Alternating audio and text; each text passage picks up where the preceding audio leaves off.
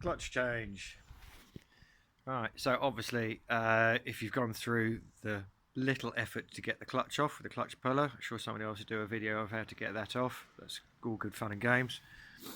This engine didn't have a clutch when I got it, so it will look a bit like that when you slide it off of there.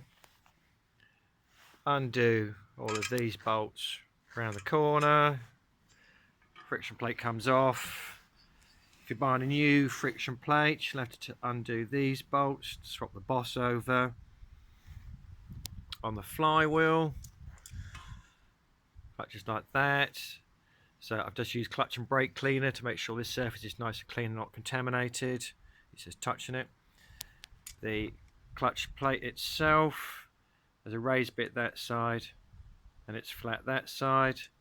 So this raised bit just there, that needs to go down so it goes into that groove around there. So that will drop in like that. Then you get clutch, turn them over.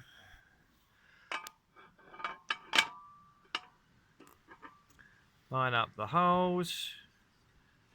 He says it's because I've got stuff underneath it. Line up the holes and torque them up. Bit of Loctite on the ends, the bolts, 30 Newton meters. Okay.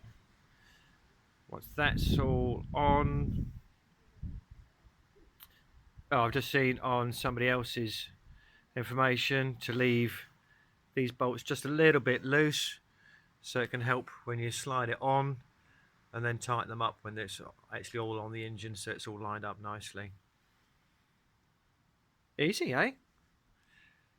Then just waz up the big nut which goes through there with the locating washer, so lining up on there, and that's stupidly tight.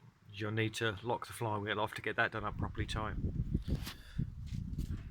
Easy. Don't know what the fuss is about, eh? Well, if the engine's out, it's easy enough.